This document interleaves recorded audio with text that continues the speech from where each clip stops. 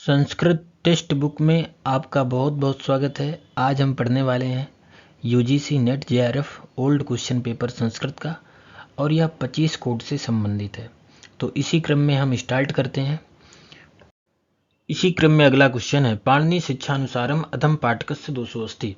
पाणिनि शिक्षा के अनुसार अधम पाठक का दोष है। क्या है? धैर्यम है, सुस्वरा है, गीति है, माधुर्यम है। इन चार ऑप्शनों को देख करके आपको बताना है कि अधम पाठक के क्या दोष होते हैं। तो यहाँ पर आपका थर्ड ऑप्शन सही हो जाएगा, क्योंकि गीति अर्थात शीघ्रता से पढ़ना यह अधम पाठक के दोष होते हैं। तो यहाँ पर आपका थर्ड ऑप्शन जो है सही होता है। अब देखो यहाँ पर अधम पाठक के लक्षण पढ़ते हैं कि अधम पाठक के लक्षण क्या होते हैं। तो यहाँ पर पाणिनि शिक्षा में दिया हुआ है, गीति शीघ्री शिरा कंपी तथा लिखित पाठका अनर्थज्ञो अल्पकंठश्च सड़ेते पाठका धमाह। माने गाते हुए पढ़ना। गीति का तात्पर्य क्या होता है? गाते हुए पढ़ना। शीघ्री का तात्पर्य होता है शीघ्र पढ़ने वाला। शिरा का अर्थ होता है सिर हिलाते हुए पढ़ने वाला। कंपी माने कांपते हुए पढ़ने वाला। तथा लिखित पाठका और स्वलिखित स्तोत्र को पढ़ने वाला। अनर्थज्ञो अर्थ को बिना जाने ही पढ़ने वाला। और अल्पकंठश्च अल्प पाठ का कंठस्थ करने वाला। ये जो है 6 पाठक अधम है, अर्थात इस प्रकार जो पढ़ता है वह अधम पाठक की क्या है? लक्षण है। तो 6 प्रकार से गीति शीघ्री शिरा कंपी तथा लिखित पाठका अनर्थज्ञो अल्पकंठश्च सड़ेते पाठका धमा। तो कुल जो है 6 यहाँ पर पाठक के लक्षण बताए गए हैं। इसी क्रम में अगला क्वेश्चन है, ग्रीमस्य नियमानुसारम गा दाबा ध्वनि नाम परिवर्तन क्रमाक्रह। अब देखो, ग्रिम नियम के अनुसार गा दाबा इन ध्वनियों का परिवर्तन क्रम क्या है। आपको बताना है कि गा को किस में परिवर्तन किया जाएगा, दा को किस में परिवर्तन किया जाएगा, बा को किस में परिवर्तन किया जाएगा। इन ध्वनियों का परिवर्तन क्रम क्या है आपको बताना है। तो यहाँ पर गा को घा में परिवर्तन किया जाएगा, दा को धा में, बा को भा में, या फिर जो दूसरा है गा को खा में, या फिर दा को था में, या फिर बा को फा में, या फिर तीसरा यहाँ पर दिया हुआ है गा को का में, दा को ता में, बा को पा में। तो यहाँ पर देखो सिंपल सा नियम है, अगर कहीं तीसरे किसी वर्ग के तीसरे अक्षर दिए हुए हैं तो उनको हम प्रथम अक्षर में क्या कर देते हैं? परिवर्तन कर देते हैं। यही क्या है? ग्रिम नियम है। ग्रिम नियम में क्या होता है, किसी भी वर्ग के अगर तृतीय अक्षर दिए हुए हैं तो उन तृतीय अक्षरों को प्रथम अक्षर में हम क्या कर देते हैं? परिवर्तित कर देते हैं। तो यही क्या है? ग्रिम नियम है। इस कारण यहाँ पर आपका थर्ड ऑप्शन सही हो जाएगा। अब देखो यहाँ पर हम ग्रिम नियम के बारे में थोड़ा देखते हैं। ये ग्रिम नियम है क्या, कैसे इसमें कैसे परिवर्तन होता है। इसी क्रम में अगला क्वेश्चन है, अधो अंकितासु भारोपी परिवारानुसारम कतमा भाषा शतम वर्गे अस्ति। अधो अंकित भारोपी परिवार के अनुसार कौन सी भाषा शतम वर्ग में आती है। तो यहाँ पर आपका तोखारी आती है, ग्रीक आती है, आर्मीनी आती है, अथवा केल्टिक आती है। आपको देख करके बताना है कि अधो अंकित भारोपी परिवार के अनुसार कौन सी भाषा जो है शतम वर्ग में आती है। तो यहाँ पर आपका थर्ड ऑप्शन जो है सही हो जाएगा, क्योंकि आर्मीनी यह जो भाषा है शतम वर्ग में आती है। अब देखो यहाँ पर अगर हम भारोपी परिवार के बारे में जानते हैं तो यहाँ पर भारोपी परिवार के विभिन्न नाम हैं। इसको इंडो जर्मनिक भी कहते हैं, आर्य परिवार भी कहते हैं, भारोपी परिवार भी कहते हैं, और भारत हित्ती परिवार भी कहते हैं। और रचना की दृष्टि से यह परिवार क्या है? श्लिष्ट योगात्मक है। तो परीक्षा में पूछा जा सकता है कि रचना की दृष्टि से जो भारोपी परिवार है यह क्या है? श्लिष्ट योगात्मक है। अब अगर इस हम भारोपी परिवार की बारे में बात करते हैं तो इसको 2 वर्गों में बांटा गया है, एक केंटुम वर्ग और एक शतम वर्ग। और इसका विभाजन किसने किया है? प्रो अस्कोली ने किया है। ये भी आपको स्मरण में रखना है, क्योंकि जो भारोपी परिवार है इसको 2 भागों में बांटा गया है। कौन कौन से? केंटुम और शतम वर्ग। किसने किया है? प्रो अस्कोली ने किया है। अब देखो अगर हम बात करते हैं शतम वर्ग की, तो शतम वर्ग में कौन कौन सी भाषाएं आती हैं? भारत ईरानी, बाल्टो स्लाविक, आर्मीनी और अल्बानी। और अगर केंटुम वर्ग में देखते हैं तो ग्रीक आती है, केल्टिक आती है, जर्मानिक, ट्यूटानिक, इटालिक, हिटाइट और तोखारी। ये समस्त भाषाएं आती हैं। तो आपको शतम वर्ग में और केंटुम वर्ग में इसके बारे में जरूर इसको स्मरण करके रखना है, क्योंकि परीक्षा में पूछा जा सकता है कि शतम वर्ग में इनमें से कोई एक भाषा दे देगा और पूछ लेगा कि केंटुम वर्ग में कौन सी भाषा आती है अथवा शतम वर्ग में कौन सी भाषा आती है। क्योंकि जो भारोपी परिवार है इसी को 2 भागों में विभाजित किया गया है, एक केंटुम वर्ग और शतम वर्ग। तो केंटुम में जो भाषाएं आती हैं और कुछ भाषाएं जो है सतम वर्ग में भी आती हैं। और इसका विभाजन किसने किया है? प्रोस्कोली ने किया है। अब इसी क्रम में अगला क्वेश्चन है अध्यात्मम अत्र। अब देखो आपको इसको अत्र पढ़ना है, ठीक है। अध्यात्मम अत्र कतमः समासः। अध्यात्मम इस पद में, यहाँ पर इन समासों में से कौन सा समास है? आपको बताना है। द्वंद्व समास है, विभाव समास है, तत्पुरुष समास है अथवा बहुब्रीहि समास है। तो देखो यहाँ पर नियम क्या होता है, जहां पर अधि लगा हो, अधि क्या है आपका? अव्यय है, तो वहां पर क्या होता है? हमेशा अव्ययीभाव समास होता है। इस कारण आपका क्या हो जाएगा? सेकंड ऑप्शन सही हो जाएगा। इसी क्रम में अगला क्वेश्चन है संस्कृत व्याकरणानुसारम भवति इत्यस्य का संज्ञा भवति। संस्कृत व्याकरण के अनुसार भवति इत्यस्य का संज्ञा भवति माने भवति इस क्रियापद की कौन सी संज्ञा होती है? सर्वनाम स्थान संज्ञा होती है, भा संज्ञा, निष्ठा संज्ञा अथवा पदम माने पद संज्ञा। तो देखो यहाँ पर क्या हो जाएगी? पद संज्ञा हो जाएगी। किस सूत्र के माध्यम से होती है? सुप तिगंतम पदम। सुबंत और तिगंत की क्या होती है? पद संज्ञा होती है। तो यहाँ पर भू धातु से तिप प्रत्यय हुआ है। तिप प्रत्यय हो जाने के बाद कौन सी संज्ञा हुई है? पद संज्ञा हुई है। क्योंकि सुबंत और तिगंत प्रत्ययों की क्या होती है? पद संज्ञा होती है। किस सूत्र के माध्यम से होती है? सुप्तिगंतम पदम। ये आपको स्मरण में रखना है। इस कारण यहाँ पर आपका फोर्थ ऑप्शन जो है सही हो जाएगा। इसी क्रम में अगला क्वेश्चन है स्त्री प्रत्ययानुसारम अधो अंकितेषु गीस प्रत्ययांतः शब्दो अस्ति। स्त्री प्रत्यय के अनुसार अधो अंकित गीस प्रत्ययांत शब्द है। आपको बताना है कि इसमें गीस प्रत्ययांत शब्द कौन सा है। चार ऑप्शनों को देख करके पचंती है, देवी है, भवानी है, कुरुचरी है। तो यहाँ पर देखो भवानी है, क्योंकि भवानी शब्द क्या है? गीस प्रत्ययांत है। और यहाँ पर जो है आनुक का आगम भी हुआ है। अब किस सूत्र के माध्यम से हुआ है इसके बारे में हम आगे देखेंगे। तो यहाँ पर आपका जो है थर्ड ऑप्शन सही हो जाएगा। अब यहाँ पर सूत्र है इंद्र वरुण भव सर्व रुद्र मृड हिमारंड यव यवन मातुलाचार्याणाम आनुक। इस सूत्र के माध्यम से क्या होता है? आनुक का आगम होता है और साथ साथ क्या होता है? गीस प्रत्यय भी होता है। तो जैसे इंद्रस्य पत्नी इंद्राणी बनता है, वरुणानी बनता है, भवानी बनता है, सर्वाणी बनता है, रुद्राणी बनता है, मृणानी बनता है। इन समस्त प्रातिपदिकों से क्या होता है? गीस प्रत्यय होता है और क्या होता है? आनुक का आगम होता है। तो आपको इन समस्त शब्दों को भी याद रखना है और सूत्र को भी याद कर लेना है, क्योंकि सूत्र से आपको बहुत सारी चीजें पता चल जाएंगी। जैसे भव है तो भव शब्द से क्या बना है? भवानी बन गया है। इसी प्रकार सर्व शब्द से सर्वाणी, रुद्राणी, मृडानी। तो अगर सूत्र याद रहेगा, प्रयोग याद भी नहीं है, तो आप बता देंगे कि किस शब्द से कौन सा प्रत्यय हुआ है और कौन सा आगम हुआ है। तो सूत्र में बहुत सारे शब्द दिए रहते हैं। अगर आपको सूत्र याद है तो आप सूत्र को देख करके भी समझ सकते हैं, बता सकते हैं कि कौन शब्द से कौन सा प्रत्यय हुआ है। इसी क्रम में अगला क्वेश्चन है नियम पूर्वक विद्या अध्ययने अध्यापकः किम संज्ञो भवति। नियम पूर्वक विद्या अध्ययन में अध्यापक की कौन सी संज्ञा होती है? अर्थात कहने का तात्पर्य है कि जिससे आप नियम पूर्वक विद्या का अध्ययन करते हैं, तो जिससे अध्ययन करते हैं, जिस अध्यापक से अध्ययन करते हैं, जिस अध्यापक से पढ़ते हैं, उस अध्यापक की कौन सी संज्ञा होती है? यहाँ पर फर्स्ट ऑप्शन है अधिकरण संज्ञा होती है, कर्म संज्ञा होती है, करण संज्ञा होती है अथवा अपादान संज्ञा होती है। तो यहाँ पर आपका फोर्थ ऑप्शन जो है सही हो जाएगा। अब देखो कैसे फोर्थ ऑप्शन सही है, क्योंकि एक कारक में सूत्र है, उस सूत्र के माध्यम से जिससे आप क्या नियम पूर्वक विद्या का अध्ययन करते हैं, जिस अध्यापक से, उस अध्यापक की क्या होती है? अपादान संज्ञा होती है। अब वह सूत्र कौन सा है इसके बारे में आगे हम देखते हैं। तो यहाँ पर सूत्र है आख्यातोपयोगी, यह सूत्र है और इस सूत्र के माध्यम से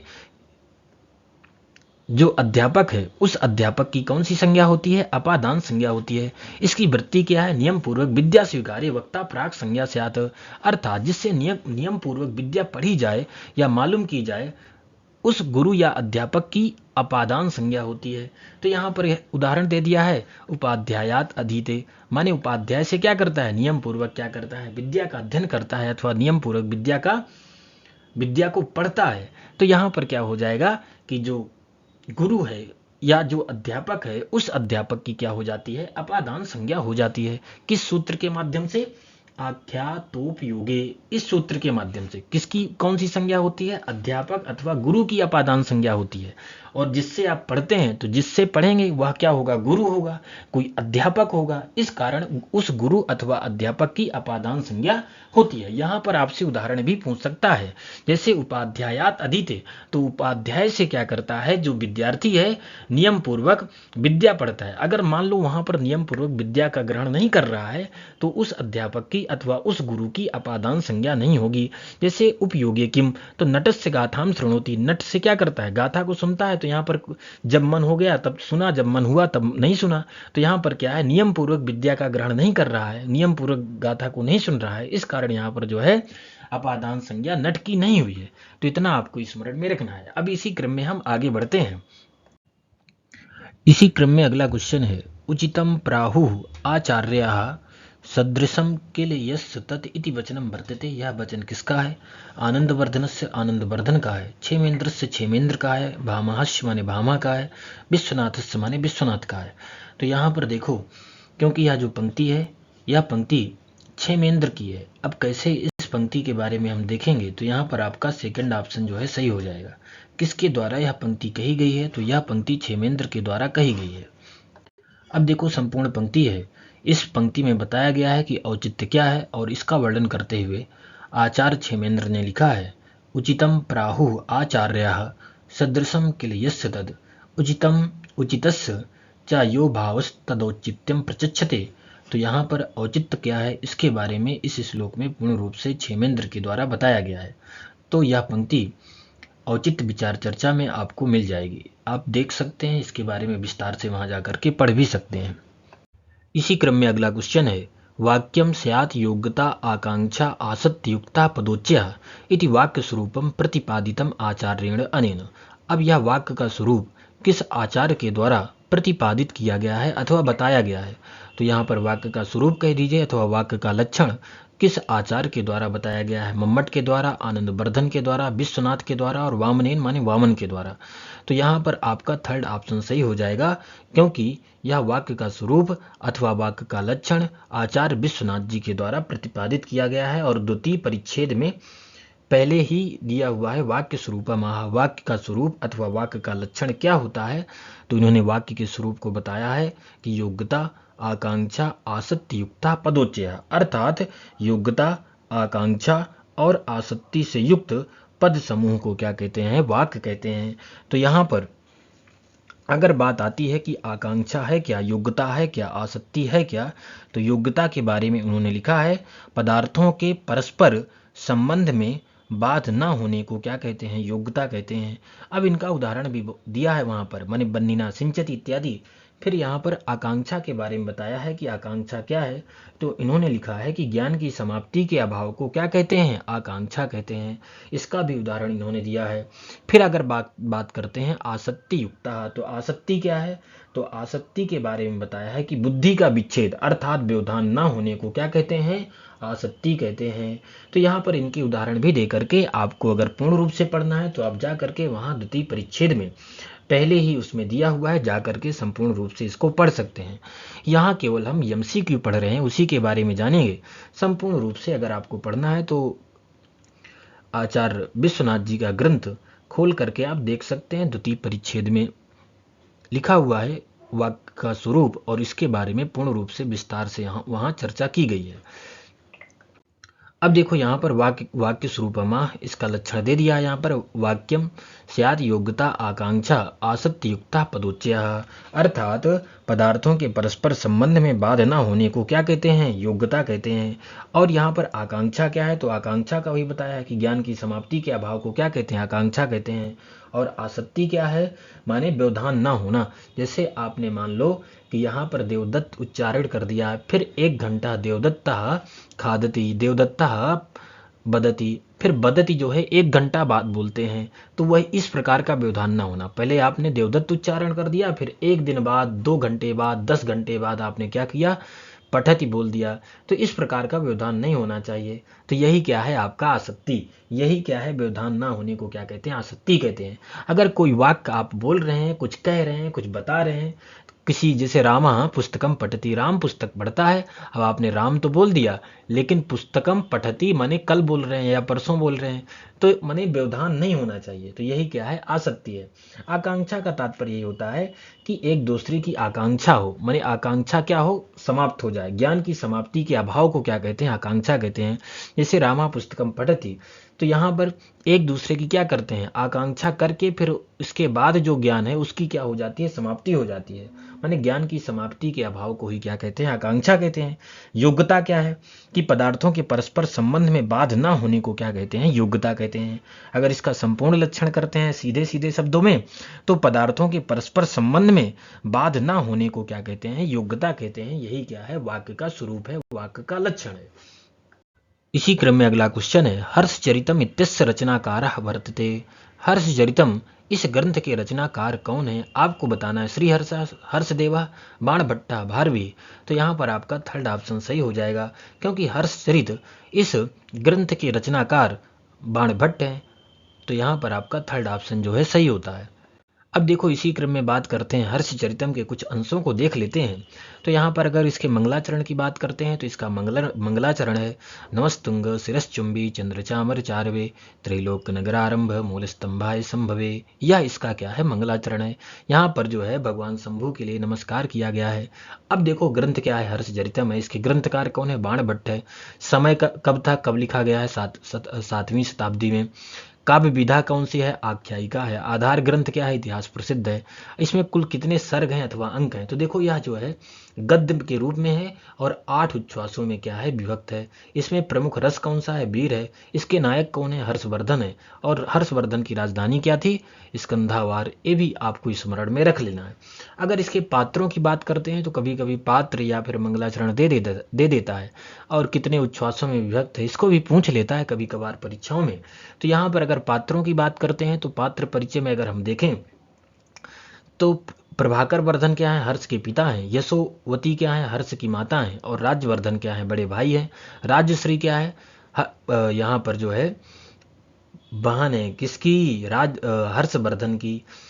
परिवर्धक क्या है, अश्वपालक। बेला यशोमती की क्या है, प्रतिहारी है, परिवर्धक। कुरंगक क्या है, दूत है। और सुसेन क्या है, यहाँ पर वैद्य कुमार है। तो इन पात्रों को भी आपको देख लेना है, कुल कितने उच्छ्वासों में व्यक्त है, इसका मंगलाचरण क्या है, कहाँ से लिया गया है, प्रमुख रस कौन है, इसका नायक कौन है। तो क्योंकि विशेष करके छोटी छोटी परीक्षाओं में भी पूछा जाता है अक्सर करके। इसी क्रम में अगला क्वेश्चन है, यथा हिरण्यम शुचि धातु मध्ये मेरुर्गिरीणाम सरसाम समुद्रः इति वचनम कस्मिन् काव्ये विलसति। यह जो वचन है किस काव्य में प्राप्त होता है, मुद्रा राक्षस में, उत्तर रामचरित में, अथवा किरातार्जुनी में, और अथवा बुद्ध चरितम माने बुद्ध चरित में।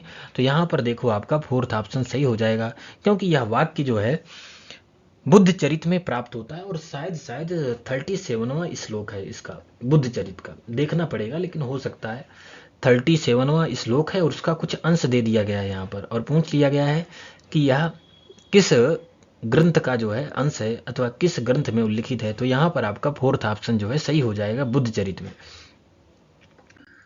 अब देखो यहाँ पर दे दिया गया है कि यथा हिरण्यम शुचि धातु मध्ये मेरुर्गिरीणाम सरसाम समुद्रा तारासु चंद्रस्तपसाम च सूर्य पुत्रस्तथा ते द्विपदेषु वर्यः।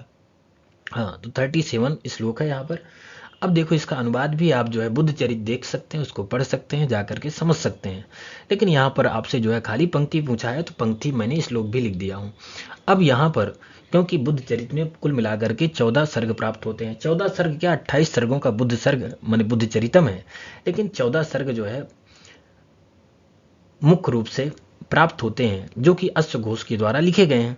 फिर बाद में कुछ सर्गों को जोड़ा गया है, लेकिन जो 14 सर्ग हैं उनके कुछ ना कुछ नाम है। और विशेषकर कभी ना कभी अगर बुद्ध चरितम लगा है तो यहाँ पर जो है सर्ग से संबंधित नाम अवश्य पूछता है। तो जैसे यहाँ पर प्रथम सर्ग है, इसका नाम क्या है, भगवत प्रसूति। द्वितीय सर्ग क्या है, अंतःपुर विहार है। और तृतीय सर्ग क्या है, संवेग उत्पत्ति। चतुर्थ सर्ग क्या है, स्त्री विघातना। पंचम सर्ग क्या है, अभिनिष्क्रमणम। षष्ठ सर्ग का नाम क्या है, छंदक निवर्तन। सप्तम सर्ग है तपोवन प्रवेश। अष्टम सर्ग है अंतःपुर विलापः। और नवम सर्ग का नाम है कुमार अन्वेषणम। दसम सर्ग है श्रेण्या एकादश सर्ग है काम विग्रहण। और द्वादश सर्ग है अराग उदर्शन। और त्रयोदश सर्ग है काम विजय। और चतुर्दश सर्ग का नाम है आपका बुद्धत्व प्राप्ति। तो इन सर्गों को भी क्रम से आपको रट लेना है, क्योंकि कभी कभार क्रम से लगाने के लिए भी दे देता है। और इस श्लोक को भी पढ़ लेना है। और बुद्ध चरितम में बहुत सारी पंक्तियां दी हुई हैं, जो सूक्तियां हैं उनको भी देख लेना है। उससे ज़्यादा कहीं कुछ नहीं पूछने वाला है नेट में, क्योंकि अगर आपने बुद्ध चरितम की संपूर्ण बुद्ध चरितम में शायद 90 श्लोक हैं, और उन समस्त श्लोकों को इतना टाइम नहीं है आपके पास कि संपूर्ण श्लोकों को पढ़ सकें, तो उसमें मेन जो है किसका वर्णन है, किसके बारे में बताया गया है। तो शायद इस तरह की पुस्तक मिलती नहीं है, लेकिन मैंने कहीं से डाउनलोड किया था, बहुत अच्छी पुस्तक है, उसमें शायद मेरे टेलीग्राम चैनल में पड़ी हुई है, आप उसको देख सकते हैं, पढ़ सकते हैं, बहुत अच्छी है। उसका शब्दार्थ भी एक एक करके लिखा हुआ है हिंदी संस्कृत में, और उसका अर्थ भी है। अगर आप खरीदेंगे तो हो सकता है उस तरह की पुस्तक आपको ना मिले। इसी क्रम में अगला क्वेश्चन है, सूयताम महाभाग विदर्भो नाम जनपदा तस्मिन् भोजवंश भूषणम इति गद्य खंडम कस्याम रचनायाम विद्यते। यह जो गद्य खंड है किस रचना में है आपको बताना है। स्वप्नवासो दत्ता में है, कादम्बर्याम माने कादम्बरी में है, दस कुमार चरित में है, हर्षचरित माने हर्षचरित में है। तो यहाँ पर आपका जो है थर्ड ऑप्शन सही हो जाएगा, क्योंकि यह जो गद्य खंड है दस कुमार चरित में है। सूयताम महाभाग विदर्भो नाम जनपदा तस्मिन भोज वंश भूषणम, अर्थात कहने का तात्पर्य है कि सूयताम महाभाग, अरे सुनिए महाभाग सुनिए, विदर्भो नाम जनपदा, विदर्भ नामक एक देश है, और तस्मिन माने उस देश में भोजवंश भूषणम, भोजवंश भूषणम का अर्थ तात्पर्य होता है कि भोज के कुल का अलंकार पुंडवर्मा नामक एक अधिपति था। तो यहाँ पर पुंडवर्मा के बारे में कहा गया है, और संपूर्ण पंक्ति क्या है, तो यहाँ पर पुंडवर्मा तो न बाद में जोड़ा गया है, लेकिन पहले इसका अगर अर्थ देखते हैं, और यह तृतीय गद्य है। अगर आप दस कुमार चरितम खोलेंगे तो पहला गद्य द्वितीय गद्य को छोड़ करके तीसरा गद्य पूछा गया है, तो कम से कम 10 गद्य तो आपको दस कुमार चरितम के पढ़ ही लेना है, क्योंकि वहाँ से क्वेश्चन थोड़ा बहुत बनेंगे ही बनेंगे। और यहाँ पर तो आप गद्य दे देता है, और इस समय जो क्वेश्चन देता है इधर उधर थोड़ा दे देता है, क्योंकि गद्य पूछ लेता है, गद्य से पूछेगा फिर आप वहीं से क्वेश्चन बना के पूछ लेगा, या फिर कहीं की पंक्ति दे देगा और पूछ लेगा कम से कम कि बताइए कहाँ की पंक्ति है। जैसे इसमें पूछा है, अगर आप दस कुमार चरितम नहीं पढ़ेंगे, गद्य नहीं पढ़ेंगे, ऊपर ऊपर पढ़ लेंगे, तब आपको मुश्किल पड़ जाएगा थोड़ा थोड़ा, ये नहीं कह सकता, लेकिन अगर आपने हिंदी भी इसका पढ़ा है तब भी काम चल जाएगा, लेकिन कम से कम 5-6 गद्य तो इसके पढ़ना ही पढ़ना है आपको। अब देखो यहाँ पर अगर हम ग्रंथ की बात करते हैं, तो यह ग्रंथ क्या है, दस कुमार चरितम है। और इस ग्रंथ के कर्ता कौन है, रचनाकार कौन है, तो इस ग्रंथ के रचनाकार जो है दंडी है। काव्य विधा कैसी है, कथा है। आधार ग्रंथ क्या है, गुणाढ़ का कृत बृहत कथा, बृहत कथा से इस कथा को लिया गया है। इसके पिता कौन है, किसके, दंडी के, वीरदत्त है। माता का नाम क्या है, गौरी है। इसमें कुल कितने उच्छ्वास हैं, 8 हैं। 3 भागों में विभक्त है, पूर्व पीठिका, मध्य पीठिका और क्या है, उत्तर पीठिका। तो 3 भागों में विभक्त है यह। इसमें प्रमुख रस क्या है, श्रृंगार है। इसका नायक कौन है, इस दस कुमार चरितम का, तो राजवाहन है। नायिका कौन है, औंध सुंदरी है। शैली इसमें कौन सी है, वैदर्भी शैली है। इसमें गुण कौन सा है, प्रसाद एवं माधुर्य, 2 प्रकार के गुण इसमें प्राप्त होते हैं। अब देखो यहाँ पर रीति कौन सी है, अगर मुख्य रीति देखा जाए तो वैदर्भी रीति है इसमें। अब देखो पात्र परिचय के बारे में देखते हैं, तो इसमें नायक कौन है, राजवाहन। नायिका कौन है, विलासवती, जिसको औंध सुंदरी कहते हैं। राजहंस कौन है, राजवाहन के क्या है, पिता हैं। कौन, राजहंस राजवाहन के पिता हैं। प्रतिनायक कौन है, इसमें मानसार है। अवंति सुंदरी कौन है, मानसार की क्या है, पुत्री है। ये भी आपको स्मरण में रखना है। पुंड वर्मा कौन है, विदर्भ नरेश है। अनंत वर्मा कौन है, पुंड वर्मा का पुत्र है। वसुंधरा कौन है, अनंत वर्मा की पत्नी है। भास्कर वर्मा कौन है, अनंत वर्मा का पुत्र है। और मंजू वादिनी अनंत वर्मा की क्या है, पुत्री है। ये आपको याद रखना है। कुछ विशेष पात्र भी यहाँ पर दिए हुए हैं, उन पात्रों के बारे में, और कितने भाग हैं, और इसमें कितने उच्छ्वासों में विभक्त है, शैली कौन सा है, नायक कौन सा है। विशेष करके छोटी छोटी परीक्षाओं में भी ये सब चीज़ें पूछी जाती हैं। भले ही आप विस्तार से न पढ़ें, लेकिन छोटी छोटी चीज़ें तो किसी ग्रंथ के बारे में आपको पता ही होना चाहिए। अब इसी क्रम में हम आगे बढ़ते हैं।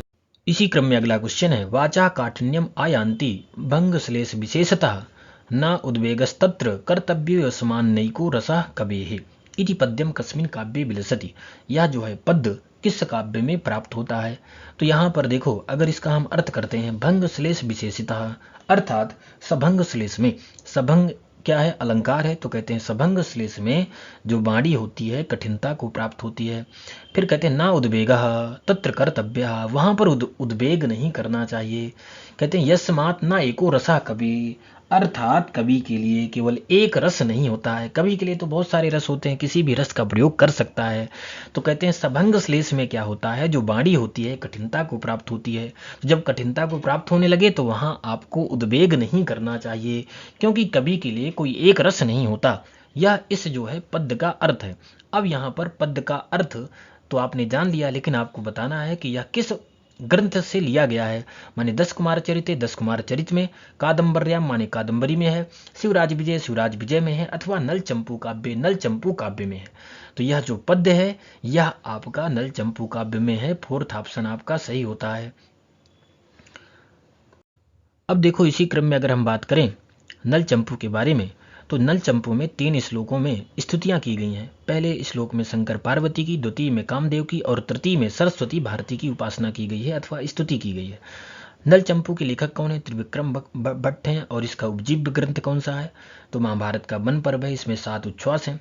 इनकी कृतियां कौन सी हैं? तो मदालसा चंपू, जिसको प्रणय कथा भी कहा गया है। अब बात करते हैं पात्र परिचय की। तो यहाँ पर नल कौन थे? नल जो है नायक थे, इसके नायक हैं और निषद देश के राजा वीरसेन के पुत्र हैं। वीरसेन कौन है? निषद राज नल के पिता हैं। सालंकायन कौन है? वीरसेन के मंत्री हैं। और श्रुतशील कौन है? नल का मंत्री है। मौहूर्तिक कौन है? वीरसेन के क्या है? ज्योतिषी हैं। भीम क्या है? कुंडिनपुर के राजा दमयंती के पिता हैं। बाहुक कौन है? नल का सेनापति है। पुरोधा कौन है? भीम के जो है पुरोहित हैं। और रूपवती कौन है? नल की माता। प्रियंगु मंजरी कौन है? इसमें दमयंती की माता और कुंडिन की क्या है? राजमेसी है। तो मेन जो इसमें, जैसे पुष्कराक्ष हो गया, विदंग वाग उरिका हो गई, तो जो मेन पात्र है उनको भी आपको पढ़ लेना है, देख लेना है। जैसे पर्वतक हो गया, इसके बारे में भी आया है प्रथम उसमें। तो 7 उच्छ्वास तो नहीं पढ़ना, जो प्रथम उच्छ्वास में जो विशेष रूप से जो पात्र दिए गए हैं उनके बारे में आपको जरूर जान लेना है। इसी क्रम में अगला क्वेश्चन है, यौनारंभे च प्रायः शास्त्र जल प्रक्षालन निर्मलापि कालुष्यम उपयाति बुद्धिति केन उपदिष्टम, किसके द्वारा बताया गया है? यौनारंभे माने यौनारंभ में, नई नई जवानी में, प्रायः शास्त्र जल के प्रक्षालन से निर्मल हुई बुद्धि भी कलुषता को प्राप्त होती है। एक किसके द्वारा बताया गया है? तो यहाँ पर आपका थर्ड ऑप्शन सही हो जाएगा, क्योंकि यह सुकनाश के द्वारा उपदेश दिया जा रहा है कि नई नई जवानी में आपने कितना भी शास्त्र पढ़ लिया है, कितना भी अध्ययन कर लिया है, माने खड़ंग आदि वेदों, जितने वेद हैं, जितने दर्शन शास्त्र हैं, सबको पढ़ लिया है। और पढ़ने के बाद आपकी बुद्धि क्या हो चुकी है? निर्मल हो चुकी है। निर्मल होने के बाद भी जब नई नई अवस्था होती है, उसमें आपकी जो बुद्धि होती है वह कलुषता को प्राप्त होती है। किसके द्वारा कहा गया है? किसके द्वारा बताया गया है? सुकनाश के द्वारा। तो यहाँ पर आपका थर्ड ऑप्शन जो है सही हो जाएगा। इसी क्रम में अगला क्वेश्चन है, स एकस त्रीणि जयति जगन्ति कुसुमायुधा हरतापि तनुम यस्य शंभुना न हृतम बलम इत्यस्मिन् पद्ये कः अलंकारो वर्तते। इस पद्य में कौन सा अलंकार है? अब यह जो क्वेश्चन पूछा गया है काव्य अलंकार के तृतीय परिच्छेद से पूछा गया है, और यह किसी अलंकार का उदाहरण है। उदाहरण क्योंकि पहले इसमें लक्षण दिया हुआ है, फिर इसके बाद इस उदाहरण को देकर के वहां पर समझाया गया है, उस अलंकार के बारे में बताया गया है।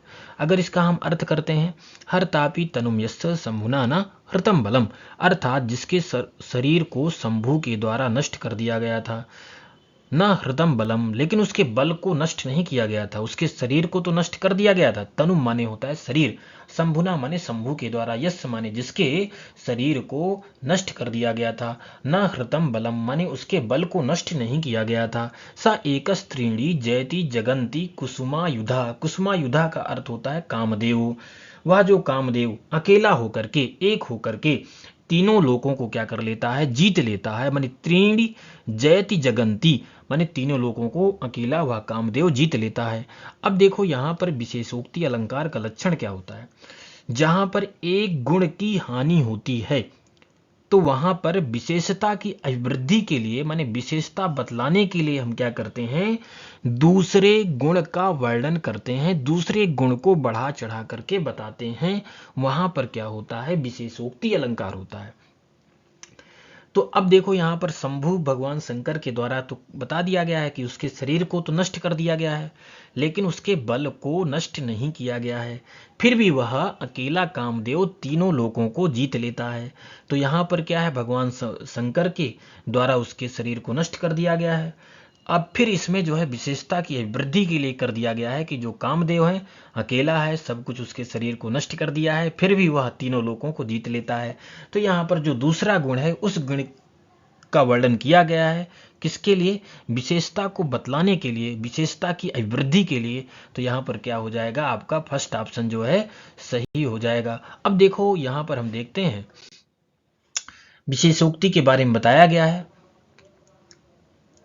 अब देखो यहाँ पर ये उदाहरण भी दे दिया गया है। स एक स्त्रीणी जयति जगंती कुसुमायुधा हर तापी तनुम यस्य शंभुना न हृतम बलम। अर्थात शंकर जिसके शरीर को नष्ट करके भी बल को नष्ट नहीं कर सके, वह कामदेव अकेला होकर के भी तीनों लोगों को जीत लेता है। अब यहाँ पर विशेषोक्ति अलंकार का क्या अर्थ दिया है कि एक गुण की हानि होने पर विशेषता की वृद्धि के लिए दूसरे गुण का जहाँ पर वर्णन किया जाता है उसे हम क्या कहते हैं? विशेषोक्ति कहते हैं। तो यहाँ पर आपको देख लेना है तृतीय परिच्छेद में, क्योंकि बाई चांस ही क्वेश्चन कभी कभार पूछता है इधर उधर से, क्योंकि कौन काव्य अलंकार पढ़ता है? जो प्रसिद्ध ग्रंथ होते हैं उन्हीं को पढ़ते हैं ज़्यादातर, और उन्हीं से क्वेश्चन पूछना चाहिए, लेकिन कभी कभार इधर उधर एक दो क्वेश्चन आ ही जाते हैं। तो इसी क्रम में अब हम आगे बढ़ते हैं। इसी क्रम में अगला क्वेश्चन है, जावाले नास्तिक मतस्य रामेण खंडनम इति विषया रामायणस्य कस्मिन् कांडे वर्णितोस्ति। जावाली के नास्तिक मत का राम के द्वारा खंडन किया गया, यह जो विषय है रामायण के किस कांड में वर्णित है? आपको बताना है। बाल कांडे, अयोध्या कांडे, अरण्य कांडे, किष्किंध्या कांडे। तो यहाँ पर आपका जो है सेकंड ऑप्शन सही हो जाएगा, क्योंकि यह विषय अयोध्या कांड में वर्णित है। इसी क्रम में अब हम देखते हैं कि रामायण में प्रमुख आख्यान जैसे जो कांड दिए हुए हैं उन कांडों में किसका वर्णन है। तो अगर हम बात करते हैं बाल कांड की, तो बाल कांड में बहुत सारे आख्यान दिए हुए हैं। इन समस्त आख्यानों को आपको देख लेना है। जैसे सुना सेब आख्यान है, परीक्षा में अक्सर पूछा जाता है, अथवा गंगा अवतरण आख्यान किस कांड में है, या फिर समुद्र मंथन आख्यान किस कांड में है। तो विशेष करके जो आख्यान दिए हुए हैं, इसी प्रकार अयोध्या कांड में, अरण्य कांड में, किष्किंधा कांड में, सुंदर कांड में, युद्ध कांड में और उत्तर कांड में, इन समस्त आख्यानों को देख लेना है। जैसे उत्तर कांड में विशेष रूप से सुकेशादी की उत्पत्ति है, इंद्रग आख्यान है, ययाति आख्यान है, राम द्वारा शंभु का वध का वर्णन है, उर्वशी आख्यान है, और बुध और इला से पुरुरवा की उत्पत्ति, इसका भी वर्णन इसमें किया गया है। इसी क्रम में अगला क्वेश्चन है, महाभारतस्य मंगल श्लोके कस्य ग्रंथस्य निर्देशो अस्ति। महाभारत के मंगल श्लोक में किस ग्रंथ का निर्देश है? कस्य ग्रंथस्य, किस ग्रंथ का निर्देश है आपको बताना है। जय ग्रंथस्य जय ग्रंथ का निर्देश है, विजय ग्रंथस्य विजय ग्रंथ का निर्देश है, भारत ग्रंथस्य भारत ग्रंथ का निर्देश है, और महाभारत ग्रंथस्य महाभारत ग्रंथ का निर्देश है। किसके? महाभारत के मंगल श्लोक में किस ग्रंथ का निर्देश है, आपको इसे बताना है। अगर आपको मंगलाचरण याद रहेगा तभी आप बता सकते हैं। तो यहाँ पर आपका फर्स्ट ऑप्शन जो है सही होता है, क्योंकि महाभारत के मंगल श्लोक में जय ग्रंथ का निर्देश है। अब देखो यहाँ पर हम मंगलाचरण देखते हैं कि महाभारत ग्रंथ के अथवा महाभारत ग्रंथ का मंगलाचरण है क्या। तो यहाँ पर मंगलाचरण दिया हुआ है, नारायणम नमस्कृत्य नरम चैव नरोत्तमम देवीं सरस्वतीं चैव ततो जयम उदीरयेत। अब देखो यहाँ पर जय शब्द का प्रयोग किया गया है, जय ग्रंथस्य, क्योंकि महाभारत को जो है जय ग्रंथ के नाम से भी जाना जाता है, जय के नाम से भी जाना जाता है। तो यहाँ पर नारायणम नमस्कृत्य नरम चैव नरोत्तमम देवीं सरस्वतीं चैव ततो जयम उदीरयेत। तो यहाँ पर यह जो है मंगलाचरण दिया हुआ है। आपको मंगलाचरण भी जो है स्मरण करके रखना है। इसी क्रम में अगला क्वेश्चन है, सर विलियम जोन्स महोदय ब्राह्मी लिपेः उत्पत्ति मन्यते। सर विलियम जोन्स महोदय ब्राह्मी लिपि की उत्पत्ति मानते हैं, किस लिपि से? तो यहाँ पर चार ऑप्शन दिए हुए हैं। इन चार ऑप्शनों को देख करके आपको बताना है कि सर विलियम जोन्स महोदय ब्राह्मी लिपि की उत्पत्ति किस लिपि से मानते हैं। तो यहाँ पर फर्स्ट ऑप्शन दिया हुआ है सेमेटिक लिपिता, दूसरा ऑप्शन है फिनिश अनलिपिता मिश्राक्षरेभ्यः वा, और थर्ड ऑप्शन है फिनिश अनलिपे अरमाइक अक्षरेभ्यः अथवा फिनिश अनतः सेबु अन हिमी अरेटिक लिपिता। तो यहाँ पर आपका फर्स्ट ऑप्शन जो है सही हो जाएगा, क्योंकि सर विलियम जोन्स महोदय ब्राह्मी लिपि की उत्पत्ति सेमेटिक लिपि से मानते हैं। इस कारण आपका जो है यहाँ पर फर्स्ट ऑप्शन जो है सही होता है। अब देखो यहाँ पर हम देख लेते हैं कि सेमेटिक उत्पत्ति का सिद्धांत किसने दिया है। विलियम जोन्स ने दिया है, और इस सिद्धांत के मुख्य प्रस्तुतकर्ता कौन है? विलियम जोन्स है। ब्राह्मी लिपि की उत्पत्ति सेमेटिक, अर्थात सेमेटिक का अर्थ होता है सामी भाषाओं से हुई है। इस मत के समर्थक कौन थे? ब्यूलर थे, विलियम जोन्स थे, वेबर थे, टेलर थे आदि थे, तथा डॉक्टर डेविड डिरिंजर ने भी द अल्फाबेट नामक में ब्यूलर का क्या किया था? समर्थन किया था। तो इनकी एक पुस्तक है डेविड डिरिंजर की द अल्फाबेट। इस द अल्फाबेट में इन्होंने ब्यूलर का क्या किया था? समर्थन किया था। अर्थात यह जो ब्राह्मी लिपि है इसकी उत्पत्ति सामी भाषाओं से हुई है और इस मत को मानने वाले विचारकों में से ब्यूलर, विलियम जोन्स, वेबर और टेलर थे। इनके मतों का समर्थन डेविड डिरिंजर ने भी किया था और डेविड डिरिंजर ने 4 तर्क दिए थे कि सामी और ब्राह्मी लिपियों में क्या है, साम्यता है। सिंधु घाटी लिपि चित्रात्मक लिपि है और उसमें वर्णात्मक लिपि नहीं निकल सकती। ब्राह्मी लिपि पहले दाएं से बाएं लिखी जाती थी। भारत में 5वीं सदी ईस्वी पूर्व से पहले के लेख नहीं मिलते हैं और इसे 3 भागों में भी विभक्त किया गया है। तो देखो, जो यह आपका सेमेटिक उत्पत्ति का सिद्धांत है और जो जिससे ब्राह्मी लिपि का उद्भावन हुआ है अथवा उत्पत्ति हुई है, इसको फिर से जो है 3 भागों में विभक्त करके इसकी उत्पत्ति को बताने का यहाँ पर प्रयास किया गया है। तो इसी क्रम में अगर आपको इतना जानना है कि इसके प्रतिपादक कौन है, सेमेटिक उत्पत्ति सिद्धांत पूछ ले तो विलियम जोन्स हैं और ब्राह्मी लिपि की उत्पत्ति सेमेटिक अर्थात सामी भाषाओं से हुई है। तो यह भी विशेष रूप से आपको स्मरण करने की आवश्यकता है। इसी क्रम में अगला क्वेश्चन है, याज्ञवल्क्यानुसारम सीमातिक्रमणे दंडा प्रोक्ता। अब देखो, याज्ञवल्क्य की स्मृति के अनुसार अगर आप किसी सीमा का अतिक्रमण करते हो, आपकी जो सीमाएं हैं उसको अतिक्रमण करते हो, जैसे कोई नियम बना हुआ है समाज में, उस नियम को तोड़ते हो तो वही क्या हो गया, अतिक्रमण हो गया। तो सीमातिक्रमणे माने सीमा का उल्लंघन करने पर अथवा सीमा का अतिक्रमण करने पर दंडा प्रोक्ता माने दंड कहे गए हैं। अब देखो, यहाँ पर 3 प्रकार के दंड बताए गए हैं, लेकिन जहाँ पर आपकी सीमा है उस सीमा का अगर आप अतिक्रमण करते हो तो किस प्रकार का दंड कहा गया है। तो यहाँ पर उत्तम साहस रूपी दंड कहा गया है, मध्यम साहस रूपी दंड कहा गया है, अथवा उत्तमोत्तम साहस रूपी दंड बताया गया है, अपराध बताया गया है, अथवा अधम साहसाह माने अधम साहस रूपी जो है यहाँ पर दंड बताया गया है। अब देखो, अगर हम बात करते हैं कि प्रथम साहस नामक अपराध क्या है, अगर मान लो किसी के खेत में मूली लगी हुई है अथवा सिंचाई के लिए जल लगाया हुआ है, आप जा करके तोड़ करके इधर उधर कर देते हो, जल का पानी तोड़ देते हो, मूली तोड़ देते हो, उसके सब्जियों को तोड़ देते हो, तो यह जो है प्रथम साहस नामक अपराध है। प्रथम साहस नामक क्या है, दंड है। और इसमें व्यक्ति को, अगर इस प्रकार का कोई व्यक्ति अपराध करता था तो उसको जो है 100 पणों को देना होता था। मध्यम साहस में क्या आता है, देखो, अगर कोई किसी के वस्त्र अगर आप फाड़ देते हो, पशुओं को मारते हो, किसी का अन्न छीन लेते हो, पीने को पानी नहीं देते हो, किसी के गृह को नष्ट कर देते हो, तो यह जो है मध्यम साहस नामक दंड में आता है। और उत्तम साहस दंड में कौन आता है, जैसे किसी के पर स्त्री का स्पर्श करते हो, किसी के प्राण ले लेते हो, किसी को मार देते हो, ठीक है ना, तो इसके लिए जो है 1000 पणों को देना पड़ता था। तो यहाँ पर जो है दंड कहा गया है। और यह क्वेश्चन आपको मिलेगा किसमें, याज्ञवल्क्य स्मृति में। और जो व्यवहार अध्याय है उसमें जो साहस प्रकरण है वहां जाकर के आप देखेंगे तो हो सकता है आपको मिल जाए, लेकिन वहां श्लोकों में भी नहीं मिलेगा आपको विशेष रूप से, ये भी आप देख लीजिएगा, क्योंकि जो पुस्तक है उस पुस्तक के पहले ही साहस के बारे में बताया गया है और फिर इसके बाद उसमें श्लोकों में तो प्राप्त नहीं होता है, लेकिन इसके शुरुआती प्रकरण में जैसे साहस शीर्षक लिखा हुआ है उसके बाद आपको जो है इनके बारे में पढ़ने के लिए मिल जाएगा।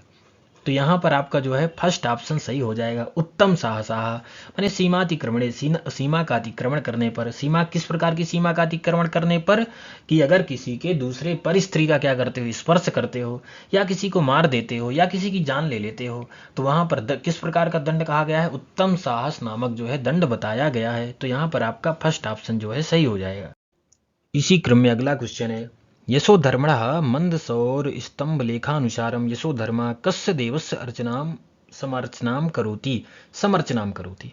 अर्थात मंदसौर स्तंभ लेख के अनुसार यशोधर्मा किस देव की अर्चना थी। तो आपको बताना है शिवस्य की, शिव की, विष्णु की, गणेशस्य गणेश की, अथवा कृष्णस्य।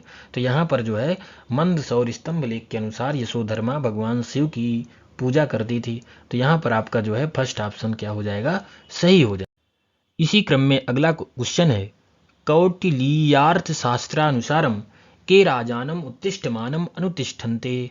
अब देखो यहाँ पर प्रश्न पूछा गया है अर्थशास्त्र के अनुसार, जो कि कौटिल्य अर्थशास्त्र के अनुसार यहाँ पर प्रश्न पूछा गया है आपसे, और इसमें कहा गया है के राजानम उत्तिष्ठमानम अनुतिष्ठन्ते।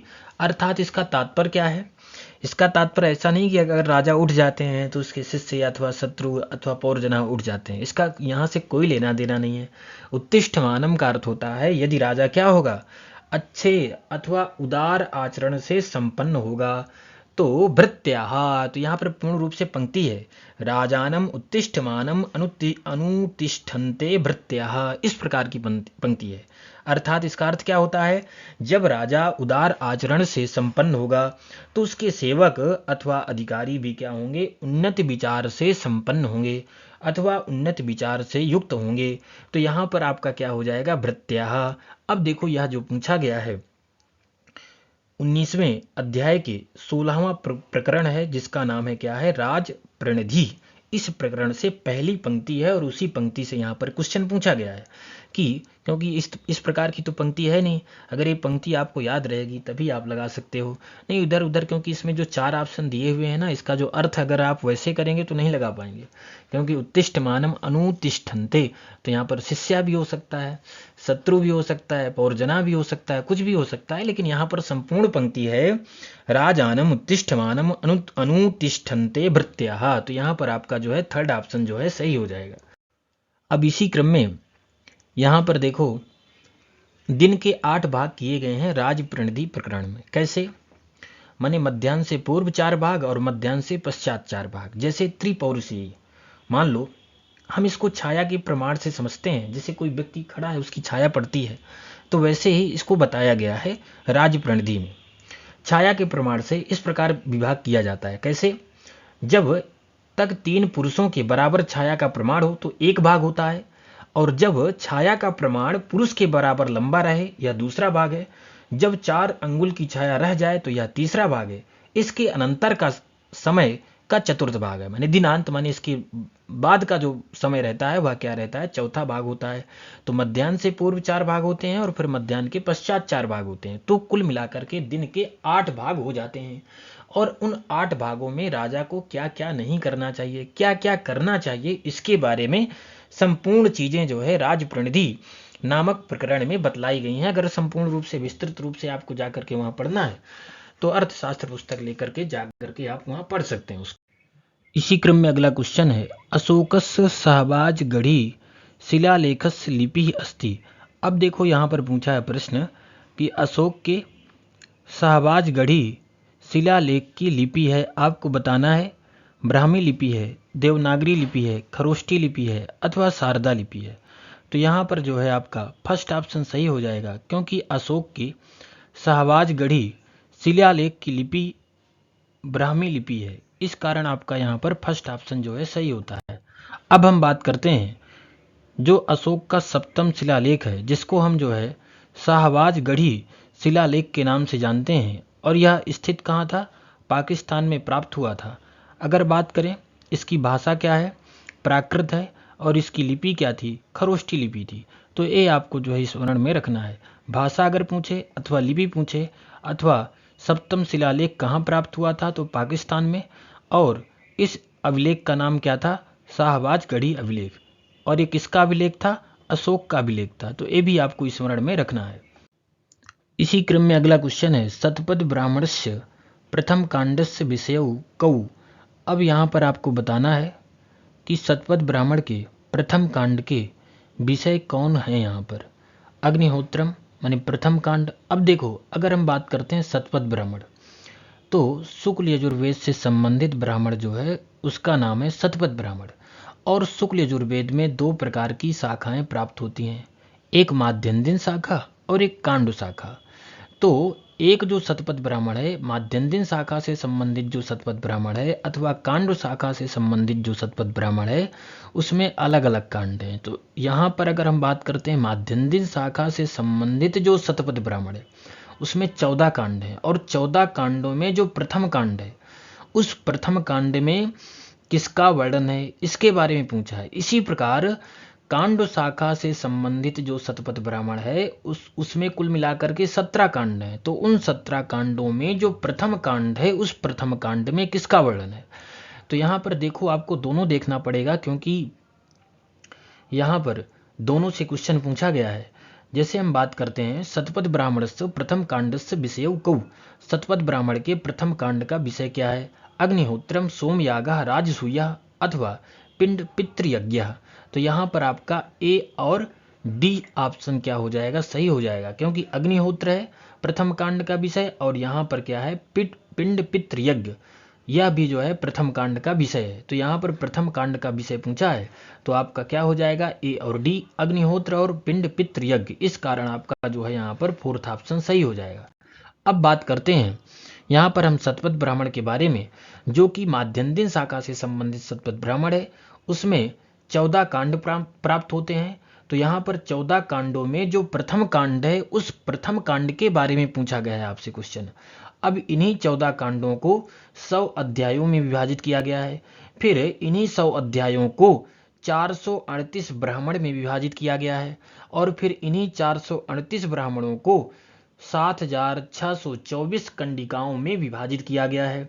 तो अर्थात अगर हम बात करते हैं कि जो संपूर्ण ग्रंथ है वह 14 भागों में विभक्त है, जिसको हम कांड कहते हैं। फिर यही कांड के उपविभाग किए गए हैं। उपविभाग अध्यायों में है, फिर अध्यायों के उपविभाग है, और फिर ब्राह्मण में और ब्राह्मणों के भी उपविभाग हैं, जिसको हम कंडिकाएं कहते हैं। तो कुल मिलाकर के अगर हम बात करें 14 कांड प्राप्त होते हैं और इसमें 100 अध्याय हैं, 438 जो है ब्राह्मण है इसके, और इन्हीं 438 ब्राह्मणों को कंडिकाओं में विभाजित किया गया है। कुल मिलाकर के कंडिकाएं हैं 7624 कंडिकाएं हमको प्राप्त होती हैं। अब देखो यहाँ पर 14 कांड हैं जो कि माध्यन्दिन शाखा से संबंधित जो शतपथ ब्राह्मण है उस शतपथ ब्राह्मण में 14 कांड प्राप्त होते हैं और उन कांडों में किसका किसका वर्णन है यहाँ पर दिया हुआ है। जैसे प्रथम कांड के बारे में पूछा है तो दर्श और पूर्णमास याग के बारे में विस्तृत विवेचन किया गया है, तो यहाँ पर आपको देख लेना है। अब अगर हम बात करें कांड शाखा से संबंधित शतपथ ब्राह्मण के बारे में, तो यहाँ पर देखो कांड शाखा से संबंधित जो शतपथ ब्राह्मण है इसमें 17 कांड है, 104 अध्याय हैं, 435 ब्राह्मण हैं और 6806 कंडिकाएं प्राप्त होती हैं। अर्थात कुल मिलाकर के 17 भागों में विभक्त है और इन्हीं भागों को हम क्या कहते हैं? कांड कहते हैं। फिर कांडों का विभाजन हो गया है और जब विभाजन हुआ तो उसी विभाजन को हम अध्याय कहते हैं। फिर अध्यायों का भी विभाजन हुआ है जिसको हम ब्राह्मण कहते हैं और फिर ब्राह्मणों का भी विभाजन हुआ जिसको हम कंडिकाएं कहते हैं। तो कुल मिलाकर के यहाँ पर 17 कांड प्राप्त होते हैं। तो 17 कांड में जो प्रथम कांड है उसमें अग्निहोत्र के बारे में पूछा था आपसे, नवान्न इष्ट का वर्णन है, दाक्षिणायन याग का वर्णन है और चातुर्मास याग का वर्णन भी इसमें हमको प्रथम कांड में प्राप्त होता है। तो आपको संपूर्ण रूप से यहाँ पर देख लेना है किस कांड में किसका वर्णन है। जैसे दूसरा कांड हो गया, दूसरे कांड में दर्श और पूर्णमास याग का वर्णन किया गया है। चौथे और पांचवें कांड में सोम याग का विवेचन किया गया है। तो यहाँ पर और जो आपका 17वां कांड है इसमें बृहदारण्यक उपनिषद और ब्रह्म विद्या का जो है विवेचन किया गया है। तो संपूर्ण कांडों को यहाँ पर आपको देख लेना है किस कांड में किसका वर्णन किया गया है। इसी क्रम में अगला क्वेश्चन है, सामवेदस्य शाखे स्था। सामवेद की कौन सी 2 शाखाएं हैं? बादुल संहिता शाखा, साट्टायनी संहिता शाखा, कपिस्थलकट संहिता शाखा अथवा जैमिनी संहिता शाखा। तो यहाँ पर आपका जो है बी और डी सही हो जाएगा, लेकिन यहाँ पर जो साट्टायनी लिखा है यह गलत लिखा हुआ है। यहाँ पर जो है राणायनी होना चाहिए, यह गलत लिखा हुआ है, राणायनी संहिता शाखा, क्योंकि 3 शाखाएं होती हैं सामवेद की, कौथुमी, राणायनी और जैमिनी। तो यहाँ पर गलत लिखा हुआ है, यहाँ पर राणायनी और जैमिनी। तो यहाँ पर आपका बी और डी ऑप्शन सही हो जाएगा। तो बी और डी किसमें है? दूसरे में है, इस कारण आपका सेकंड ऑप्शन यहाँ पर सही होता है, क्योंकि सामवेद की केवल 3 शाखाएं ही हमको प्राप्त होती हैं। एक हो गई कौथुमी, दूसरी हो गई राणायनी और तीसरी हो गई जैमिनी। तो यहाँ पर राणायनी नहीं दिया हुआ है, लेकिन यहाँ पर आपका जब मैं नेट की आंसर की देखा तो इसमें बी और डी सही है, लेकिन यहाँ पर साट्टायनी नहीं लिखा हुआ है। सामवेद की जो शाखा है उसका नाम है राणायनी और कौथुमी और जैमिनी। तो यहाँ पर बी और डी ऑप्शन सही दिखाया है यहाँ पर, लेकिन साट्टायनी तो है नहीं। इसका मतलब यहाँ पर मिसप्रिंटिंग हुई है और यहाँ पर आपका क्या है? राणायनी इस प्रकार की शाखा है। तो यहाँ पर आपका बी और डी ऑप्शन क्या हो जाएगा? सही हो जाएगा। अब देखो सामवेद संहिता के बारे में एक देख लेते हैं। तो सामवेद के आचार्य कौन है? जैमिनी है। इसके ऋत्विक कौन है? उद्गाता है। और इसका उपवेद क्या है? सामवेद का उपवेद क्या है? गांधर्व वेद है। इसके देवता कौन है सामवेद के? तो आदित्य हैं। अब देखो यहाँ पर इसका विभाजन जो है दो प्रकार से किया गया है, माने पूर्वार्चिक और उत्तरार्चिक दो प्रकार से इसका विभाजन किया गया है। पूर्वार्चिक का विभाजन जो है 4 कांड है इसमें और 6 अध्याय हैं अथवा प्रपाठक हैं, और जो उत्तरार्चिक है इसमें 9 प्रपाठक हैं और 1225 मंत्र हैं। 4 से सूक्त इसमें प्राप्त होते हैं जो उत्तरार्चिक है। किसका? सामवेद का, क्योंकि सामवेद का विभाजन दो प्रकार से हुआ है। अब बात करते हैं इसकी शाखाओं की। तो इसकी 3 शाखाएं कौन कौन सी? कौथुमी, राणायनी और जैमिनी, 3 शाखाएं ही प्राप्त होती हैं शुद्ध रूप से। लेकिन वहां पर इसके पहले जो क्वेश्चन पूछा था वह पूर्ण रूप से अशुद्ध था, इसलिए वहां पर कुछ दूसरा लिखा हुआ था। लेकिन यहाँ पर क्या है? राणायनी ही शाखा है, ना कि कोई दूसरी शाखा है। अब देखो इसके ब्राह्मण की बात करते हैं। तो इसके ब्राह्मण 8 या 9 प्राप्त होते हैं। इसके आरण्यक कौन है? तो तलवकार, छांदोग्य, इसके 2 आरण्यक प्राप्त होते हैं। इसके उपनिषदों की बात करते हैं कि सामवेद से संबंधित उपनिषद कौन कौन से हैं। तो यहाँ पर 2 उपनिषद हमको प्राप्त होते हैं। कौन कौन से? एक हो गया आपका केनोपनिषद और दूसरा आपका क्या हो गया? छांदोग्य उपनिषद। अब देखो यहाँ पर प्रतिशाख्य भी प्राप्त होते हैं। तो 3 प्रतिशाख्य प्राप्त होते हैं, माने ऋक्तंत्र, पुष्पतंत्र और सामतंत्र। अगर शिक्षा की बात करते हैं तो इसमें गौतमी शिक्षा, लोमसी शिक्षा और नारदी शिक्षा। तो सामवेद से संबंधित शिक्षाएं कौन कौन सी हैं? गौतमी शिक्षा, लोमसी शिक्षा और नारदी शिक्षा। तो शिक्षा से संबंधित भी क्वेश्चन पूछता है कि सामवेद से संबंधित शिक्षा कौन है, तो आपको विशेष रूप से यहाँ पर देख लेना है। पूर्ण जो है सामवेद संहिता का दिया हुआ है, लेकिन आपको जो मेन है उसको देख करके समझ लेना है यहाँ पर। इसी क्रम में अगला क्वेश्चन है, अंधम तमः प्रविशन्ति ए संभूतिम उपासते ततो भूय इव ते तमः या उ संभूत्यामृताः। अत्र मंत्रे असंभूति संभूति पदयोः अर्थौ कौ। अब देखो यहाँ पर इस श्लोक में असंभूति और संभूति इन 2 पदों का अर्थ आपसे पूछा है कि इन 2 पदों के अर्थ कौन कौन से हैं। तो यह जो श्लोक पूछा गया है ईशावास्योपनिषद से पूछा गया है, और ईशावास्योपनिषद में कुल मिलाकर के आपको वहां जाकर के देख लेना है कुल कितने मंत्र हैं, और मंत्रों का अर्थ भी समझ लेना है, जाकर के देख लेना है, उसको विस्तृत रूप से पढ़ लेना है। क्योंकि यहाँ पर मंत्र दे देता है और बीच से उसका अर्थ पूछता है। अब साधारण क्वेश्चन इतना जल्दी नहीं बना रहा है, थोड़ा क्लिष्ट कर दे रहा है सब्जेक्ट को। तो यहाँ पर आपसे पूछा है संभूति और असंभूति का अर्थ क्या है इस श्लोक में। तो यहाँ पर देखो असंभूति का अर्थ क्या है? प्रकृति है, और संभूति का अर्थ यहाँ पर क्या है? कार्य ब्रह्म है। तो इस कारण आपका क्या हो जाएगा? बी और सी ऑप्शन क्या हो जाएगा? सही हो जाएगा। तो यहाँ पर क्या होता है? सेकंड ऑप्शन आपका सही होता है।